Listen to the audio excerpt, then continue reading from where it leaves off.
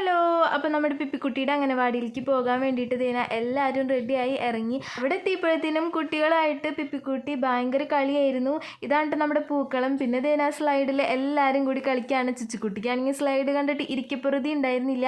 അങ്ങനെ ഒരു ഫോട്ടോ ഒക്കെ എടുത്ത് നമ്മൾ സദ്യ കഴിക്കാൻ വേണ്ടി ഇരുന്നു. സദ്യക്കുള്ള എല്ലാ വിഭവങ്ങളും വന്നിട്ടുണ്ടായിരുന്നു കേട്ടോ. ഞാൻ ആദ്യം തന്നെ ഇല ഇട്ട് കൊടുത്തപ്പോഴത്തേനും അതാ എല്ലാവരും ഇലയിൽ താളം പിടിച്ചുകൊണ്ടിരിക്കുകയാണ് കേട്ടോ. ടീച്ചർമാർ ഓരോരുത്തരും ഓരോ കറികൾ വിളമ്പിക്കൊണ്ടിരിക്കുമ്പോൾ നമ്മുടെ ചുച്ചുക്കുട്ടി കറിയുടെ ടേസ്റ്റ് നോക്കിയപ്പോൾ എല്ലാ കുട്ടികളും ടേസ്റ്റ് നോക്കുന്നുണ്ട് കേട്ടോ. പിന്നെ നമ്മുടെ ടീച്ചർ ചോറ് വിളമ്പിക്കൊണ്ടിരിക്കുകയാണ്. അപ്പോൾ ഞാനും ചുച്ചുക്കുട്ടിയും കഴിക്കുന്ന കാരണമാണ് കേട്ടോ ഇത്രയും ചോറിട്ടത്. അങ്ങനെ പപ്പടം, പഴം, പായസം എല്ലാതും ഉണ്ടായിരുന്നു. ഗംഭീര സദ്യ തന്നെയായിരുന്നു. എല്ലാ കുട്ടികളും നല്ല ഇഷ്ടത്തോടു കൂടി കഴിച്ചു. ചുച്ചുക്കുട്ടിയാണെങ്കിലോ പപ്പടമൊക്കെ പൊടിച്ച് കുഴച്ച് കഴിച്ചുകൊണ്ടിരിക്കുകയാണ്. അത് കഴിഞ്ഞ് പിന്നെ പായസം ഉണ്ടായിരുന്നു. 3 തരം പായസം ഉണ്ടായിരുന്നു. അതൊക്കെ കഴിച്ച് നമ്മൾ ഹാപ്പിയായി തിരിച്ചു വന്നു. അപ്പോൾ അത്രേ ഉള്ളൂ.